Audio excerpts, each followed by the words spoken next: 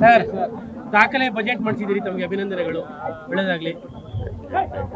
But ಆದರೂ ಕೂಡ BJP ಅವರು ಹೇಳ್ತಾ ಇದ್ದಾರೆ ಇದು ಸಾಲದ ಬಜೆಟ್, ಇದು ಒಂದು ವರ್ಗದ ಓಲೈದು ಬಜೆಟ್ ಅಂತ ಟೀಕೆ ಮಾಡ್ತಾ ಇದ್ದಾರೆ.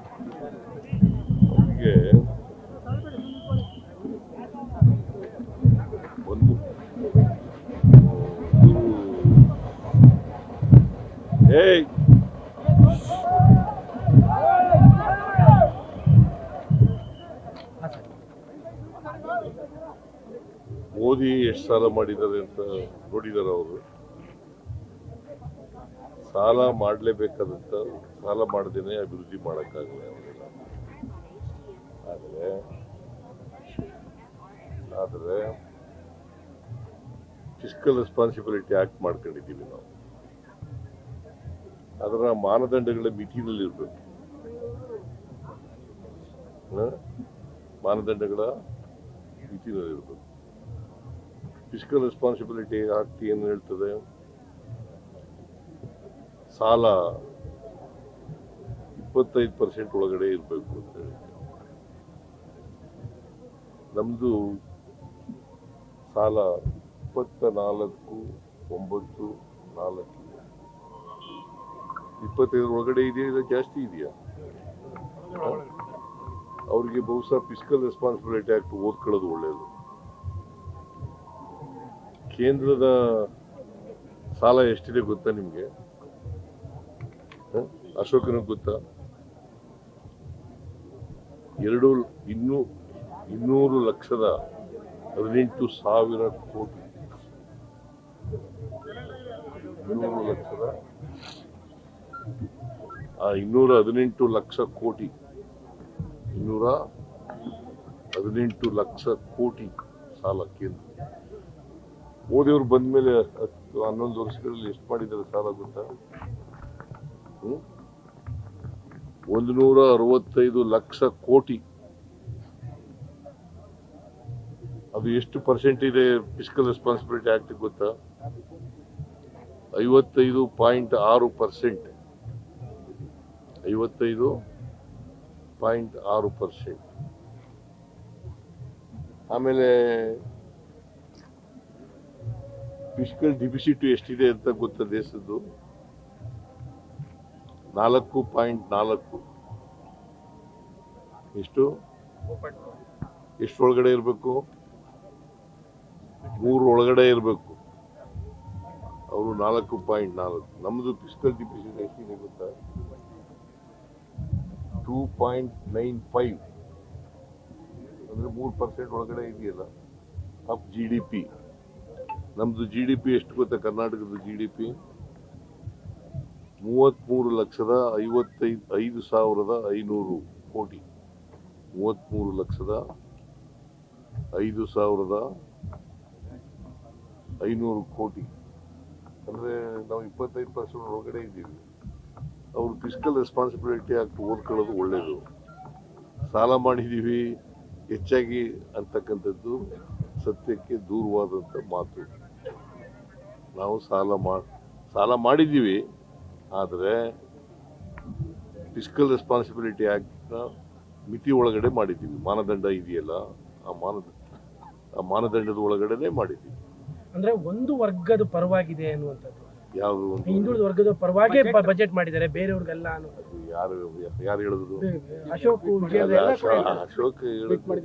ಟ್ವೀಟ್ ಮಾಡ್ತಾ ಇದ್ದಾರೆ ಬಿಜೆಪಿ ಅವರು. ಬಿಜೆಪಿ ಟ್ವೀಟ್ ಮಾಡ್ತಾ ಇದ್ದಾರೆ. ಅಲ್ಲ, ಒಂದು ವರ್ಗದ ಪರ ಇದೆ, ಒಂದು ವರ್ಗಕ್ಕೆ ಸೀಮಿತ ಮಾಡ್ಬಿಟ್ಟಿದ್ದಾರೆ ಅಂತ. ನಾನು ಸಾಮಾಜಿಕ ನ್ಯಾಯ ಮಾಡ್ತಕ್ಕಂಥ ಕೆಲಸವನ್ನು ಮಾಡಿದ್ದೀವಿ. ಎಲ್ಲ ಜನರನ್ನು ಕೂಡ ಸಮಾನವಾದ ಅವಕಾಶಗಳನ್ನು ಒದಗಿಸ್ಕೊಡ್ತಕ್ಕಂಥ ಕೆಲಸವನ್ನು ಮಾಡಿದ್ದೀವಿ. ಯಾವುದೇ ಪರಿಶಿಷ್ಟ ಜಾತಿ, ಪರಿಶಿಷ್ಟ ವರ್ಗ ಅಥವಾ ಹಿಂದುಳಿದವರ ವರ್ಗ ಅಥವಾ ಅಲ್ಪಸಂಖ್ಯಾತರ ವರ್ಗ ಮಾಡಿದ್ದೀವಿ. ಬಜೆಟ್ ಅಂತಂದ್ರೆ ಇಡೀ ರಾಜ್ಯದ ಬೆಳವಣಿಗೆಯನ್ನು ನಿರೀಕ್ಷೆ ಮಾಡ್ತಕ್ಕಂಥದ್ದು. ಆರ್ಥಿಕ ಅಭಿವೃದ್ಧಿ ಇಡೀ ರಾಜ್ಯದಾಗಬೇಕು. ಆದ್ರೆ ಆ ಥರ ಇಟ್ಕೊಂಡು ಉದ್ದೇಶ ಇಟ್ಕೊಂಡು ಮಾಡಿದ್ದೀವಿ. ಹೊಸ ತೆರಿಗೆ ಆಗದೆ ಇರುವಂತಹದ್ದು ಇದೆಯಲ್ಲ, ಬ್ಯಾಲೆನ್ಸಿಂಗ್ ಕಷ್ಟ ಆಗಿಲ್ಲ. ಹೊಸ ತೆರಿಗೆ ಹಾಕ್ದಲೇ ಬಜೆಟ್ ಮಾಡಿದ್ದೀರಿ, ಜನರಿಗೆ ಯಾವ ಹೊರೆನೂ ಹಾಕಿ. ಅದೆಲ್ಲ ಹೊರೆ ಆಗಿರೋದು ಅದೆಲ್ಲ ಕೇಂದ್ರ ಸರ್ಕಾರ ನಮಗೆ ಕೊಡಬೇಕಾಗಿತ್ತಲ್ಲ ಆ ದುಡ್ಡು ಕೊಡದೇ ಇರೋದ್ರಿಂದ ಹೊರೆಯಾಗಿರೋದು. ಬಟ್ ನೀವು ಹೊಸ ತೆರಿಗೆ ಹಾಕಿಲ್ಲ. ಹೇಳು ಬಿಟ್ಬಿಟ್ಟು ಇನ್ನೇನ ಕೇಳ್ತಾ ಇದೆಯಲ್ಲ, ಕೇಂದ್ರ ಸರ್ಕಾರದ ಹೇಳು.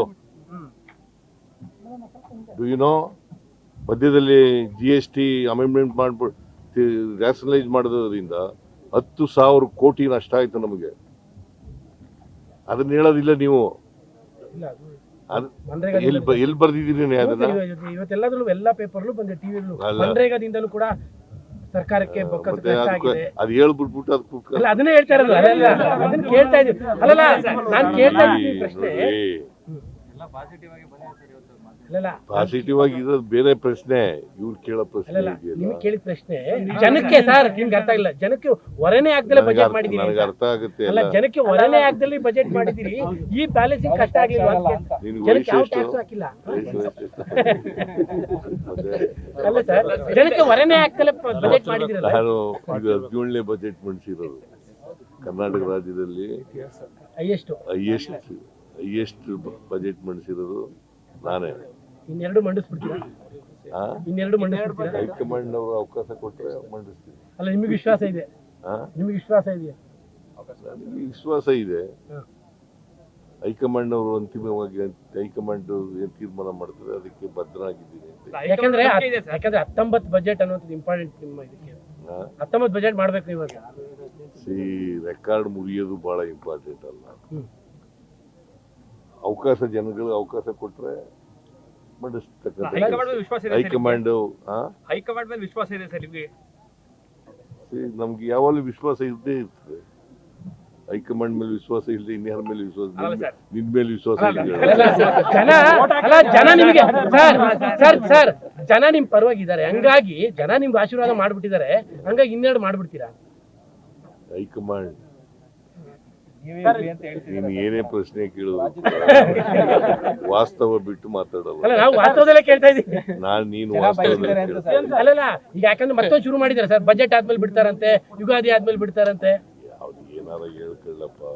Ultimately high command has to take a decision. High command ಬಿಡುವಂತಂದ್ರೆ ಬಿಡ್ತೀನಿ, ಮುಂದುವರಿದ್ರಿ ಅಂತಂದ್ರೆ ಮುಂದುವರಿತೀನಿ. ನಮಗೆ ವಿಶ್ವಾಸ ಅಂತಿದೆ. ಅದು ಗ್ಯಾಸು ನರೇಂದ್ರ ಮೋದಿ ಅವರು ಬರೋಕ್ಕೆ ಮುಂಚಿತವಾಗಿ ಎಷ್ಟಿತ್ತು ಗೊತ್ತಾ? ಇವ್ರು ಬಂದು ಜಾಸ್ತಿ ಮಾಡಿದ್ದಾರೆ. ನೀವು ಅದನ್ನು ಬರೆಯೋದೇ ಇಲ್ಲ ಯಾವಾಗಲೂ. ಈಗ ತೋರಿಸ್ತಾ ಇದೀವಿ. ಇವತ್ತು ಜಾಸ್ತಿ ಆಗಿರೋದು ಯಾರಿಗೆ ತೊಂದರೆ ಆಯ್ತು? ಯಾರಿಗೆ ತೊಂದರೆ ಆಯ್ತು? ಬಳಕೆದಾರರಿಗೆ ತೊಂದರೆ ಆಯ್ತು. ನಿನ್ಗೂ ತೊಂದರೆ ಆಗಿದೆ. ಮತ್ತೆ ಅಲ್ಲ ನಮ್ಮ ಪ್ರಶ್ನೆಗೆ ಇನ್ನೂ ಹೇಳಿದೆ. ವಿಶ್ವಾಸ ಇದೆ ತಮ್ಗೆ ಇನ್ನೆರಡು ಬಜೆಟ್ ಅಂತ. ಯಾಕಂದ್ರೆ ನಮಗಂತೂ ಆಸೆ ಇದೆ. ಮೈಸೂರವ್ರಿಗೆ ಆಸೆ ಇದೆ. ಮೈಸೂರವ್ರಿಗೆ ನಮ್ಗೆ ಆಸೆ ಇದೆ. ಅದಕ್ಕೆ ಈ ರಾಜ್ಯದ ಜನರಿಗೆ ಆಸೆ ಇದೆ. ಬೇರೆ ಪ್ರಶ್ನೆ ಹೈಕಮಾಂಡ್ ಏನ್ ತೀರ್ಮಾನ ತಗುತ್ತೆ.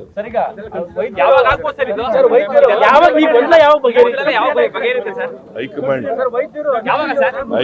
Has to take it.